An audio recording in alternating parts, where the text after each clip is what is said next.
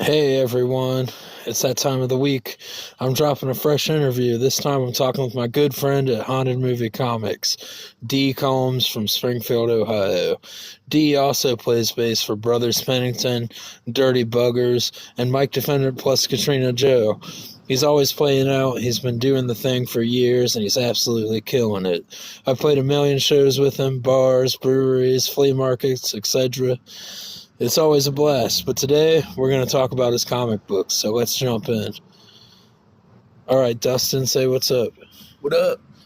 So the first question I got for you is, how old were you when you started drawing?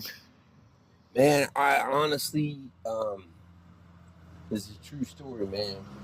I could draw before I knew how to write. Really?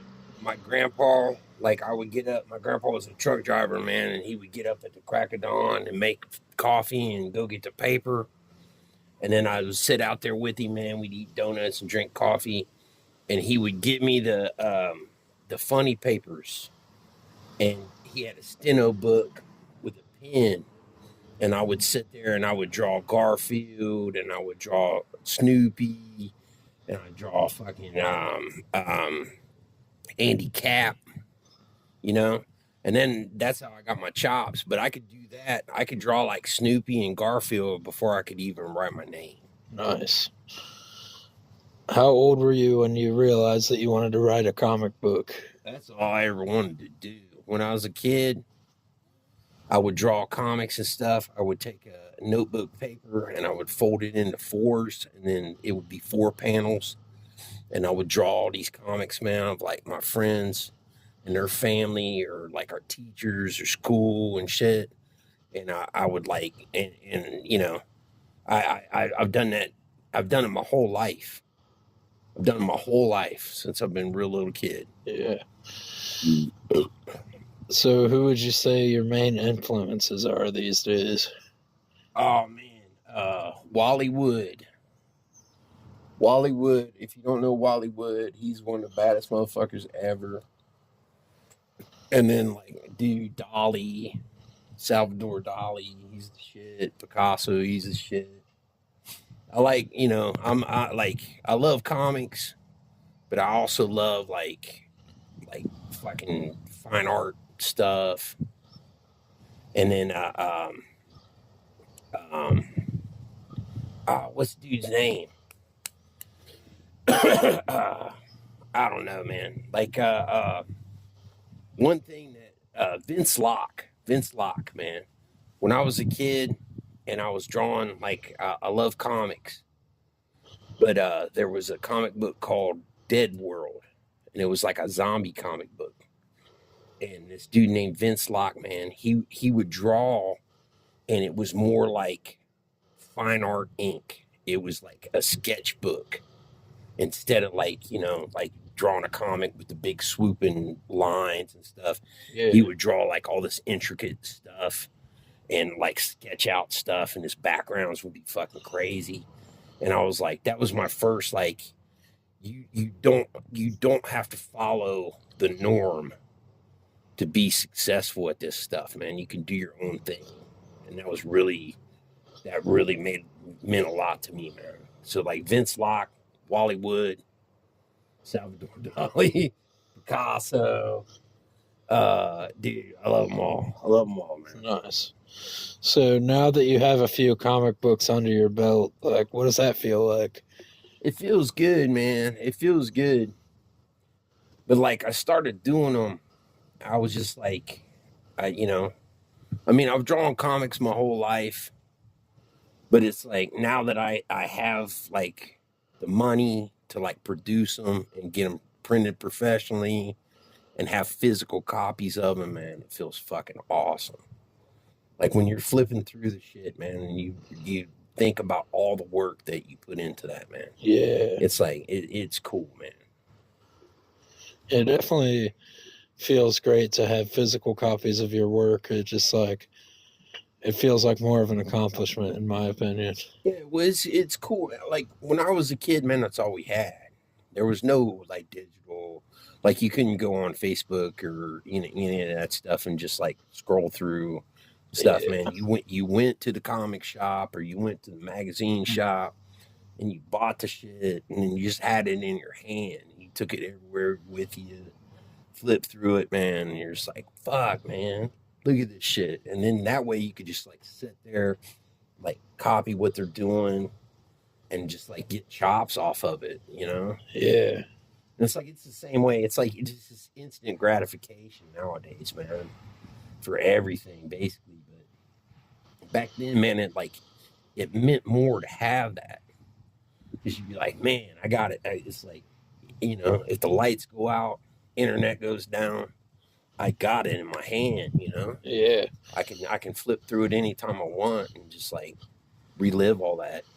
Yeah. So can you tell us a little bit about your 3 comic books? Yeah, man. I went uh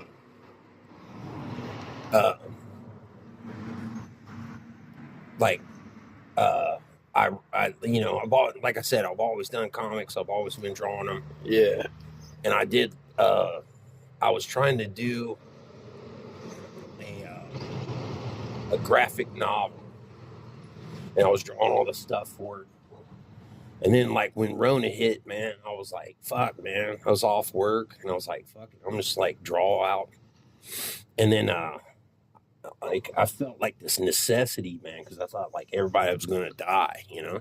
Yeah. So it was like it wasn't like I want to get this out there so it'll like live longer than me and past my death. It was like, you know, I have to do it for myself to prove Yeah. to myself that I, you know, look, man, I got fucking solid books, man, professionally printed stuff that was like all a me thing, you know. Yeah. I wanted to do that, and I had the time during Rona, you know. And it's like Rona was weird, man, because it was like, you know, they were like, man, we're just all gonna die. So I was like, you know, you get to the point, man, where it's like I'm drawing all this shit. It's not gonna live past me because everybody's gonna be dead. You know, Yeah. so it's not going to go to the next generation, and then there's not going to be future generations Yeah. fucking think my shit's cool. It's like we're all going to fucking die.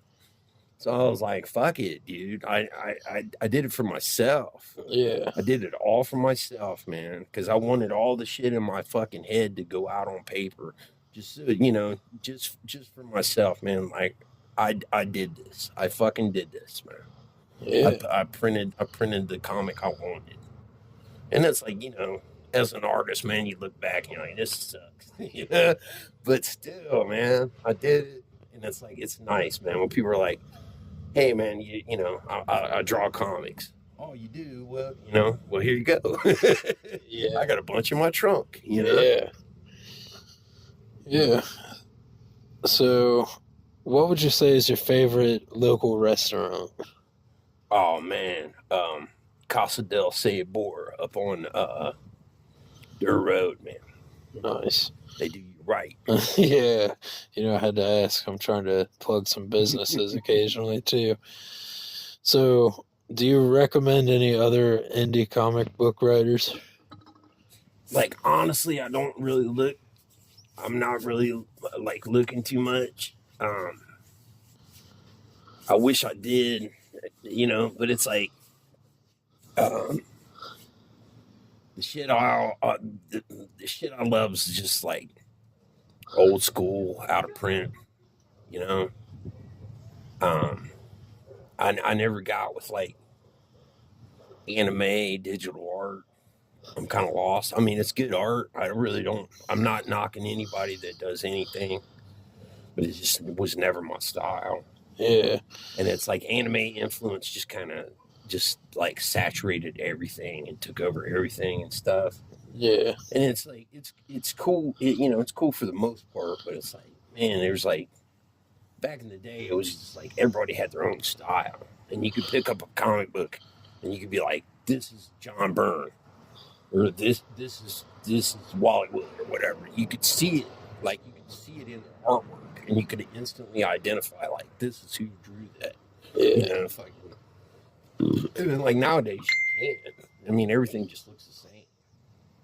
So And, you know, I kind of jumped off, but it's like, I appreciate it, man. I appreciate the work that people put in it, and I appreciate the aesthetic and stuff, you know, but it's like, I don't know. Nothing's really caught my eye to be like, hey, man, you should check out such and so, you know? Yeah. So, do you have any words of advice for anyone looking to put out a comic book? Yeah, just do the shit. Just do the shit, man. Don't look at YouTubes and be like, you know, how could I do this or whatever, you know? Just do the shit, man. Just draw the shit, put the work in, go to your local print shop and be like, hey, can you print this up for me? Or if you got a bomb printer at the house, just be like, I'll print it myself, and just do it yourself, man.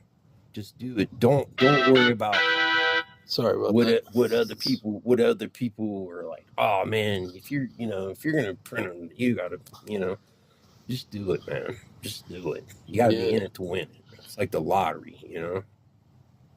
So, Yeah. Don't just do it, man. Just own your own shit. That's what I'm saying, man. That's like, you know, if you do it and you love it and you're gonna do it anyways. Like I would be drawing anyways, you know. Not like I'm like selling a bunch of books or whatever, but you know, I'd be doing it anyway. I'm drawing every day anyways, you know. Try to, and it's like just do your thing, man. You know, and somebody's gonna like it. Some people ain't. But you know, just do it, man. Don't fuck around like worrying about other people and what they think, and oh man, if I got published with this, you know, fuck, just do your thing, man. And then if your shit's good, man, people are gonna take notice, you know, and then you can go from there. But that's the thing about being an artist, man. You can always just like do your own thing from your own point of view, and you don't have to worry about what the rest of the world thinks. Yeah. That's mine. You know, fuck off. You know, you're just doing your own thing. Yeah. So, do you have any upcoming art projects? Oh man, a bunch of shit. If I got so much shit in my brain, if I could just have 8 hours a day instead of going to my work for 8 hours. I just had 8 hours a day to draw. Yeah. You know, I have like 50 books, you know. Yeah. But I got like so much shit. But the thing I'm like working on heavy is like I got Midnight Poet 2. I got it all laid out. Nighttime Poet. Nighttime Poet. My bad. We got this. And then I've been drawing a bunch. Like me and my daughter are trying to do this Frogman book, like Loveland Frogman. And I've been drawing. I've been fucking hitting it. So there's going to be something come of that because I can't stop drawing. Shout out to Sunset Combs. She's an amazing artist and singer-songwriter. Yeah, man. Yeah. That's my baby, man. So where can we buy your work at? Me. Straight I up. got a bunch in my trunk. I got some at the crib.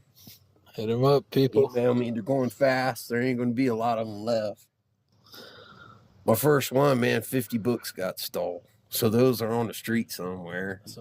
Where at? Like the comic. I ain't going to mention no names, but I put them up in a comic book shop here in Springfield, and they got robbed and all my books. They stole all my books. And a bunch of, I don't know, they just stole shit that was worth money. but fuck, dude, they stole like 50 bucks. And I got like zero money and shit, but it's like, I don't know. They're on the street somewhere. Bootlegs, man. Well, that's going to wrap this thing up. Thanks for talking to me, man. Yeah, man. I appreciate it. So tune in every Monday. I'm going to drop a new interview. Some are going to be in writing and some are going to be audio. This is my first time doing an audio interview for this series, talking stuff with Mike Defendant. It's been real, guys. Thanks for listening.